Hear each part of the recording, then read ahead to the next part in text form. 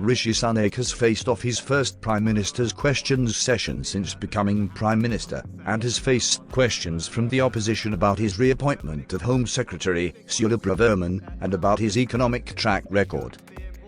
This is Unbiased Today, and today we will be covering Sunak's first Prime Minister's questions session and the reactions to it. Before we begin, make sure that you subscribe for more news about Sunak's premiership in the future and like the video if you enjoy it. Among things stated by Keir Starmer, he recognized the importance of Sunak becoming the first Asian Prime Minister, but then criticized Sunak for his appointment of Suella Braverman to Home Secretary, as she had been Home Secretary during the Liz Truss premiership. The first British Asian Prime Minister is a significant moment in our national story. And it's a reminder that for all the challenges we face as a country, Britain is a place where people of all races and all beliefs can fulfil their dream. Was his Home Secretary right to resign last week for a breach of security? Well, he asked about the Home Secretary. The Home Secretary made an error of judgment, but she recognised that. She raised the matter and she accepted her mistake. In response to Starmer's remarks, Sunak accused him of being soft on crime. And let me tell you, Mr. Speaker, what the Home Secretary will be focused on.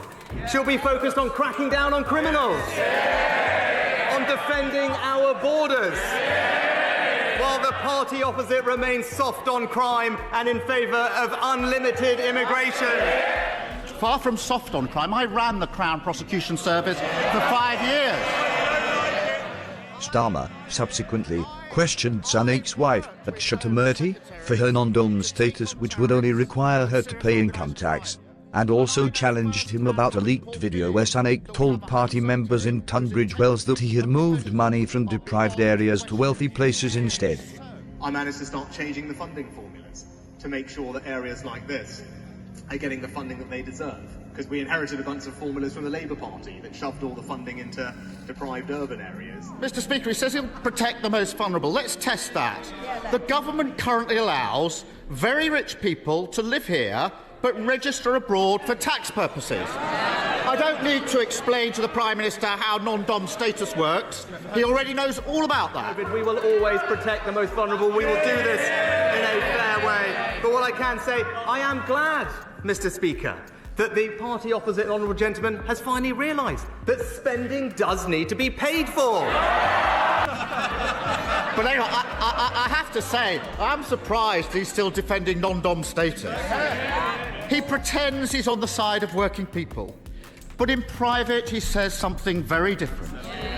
Over the summer, he was secretly recorded at a garden party in Tunbridge Wells, boasting to a group of Tory members that he personally moved money away from deprived areas to wealthy places instead. TV host Piers commended Sunak for his respectfulness in the debate. Other TV host Jeremy Kyle, in reference to the concerns about Sunak's wealth, pointed out that other prime ministers, including Churchill, were born into rich families. So questions have inevitably been asked about whether the man from, we wrote this, Goldman Sachs can relate to those receiving food packs. But should this matter? Winston Churchill was literally born in a palace and he did OK. And even Clement Attlee, father of the NHS, grew up in a house with a tennis court and servants. And besides, maybe it's better to have a PM who isn't in the pocket of wealthy donors and won't get out his begging bowl every time he needs new wallpaper. Labour MP Rachel Reeves called for a general election. Do you agree with Sunak's reappointment of Suella Braverman as Home Secretary?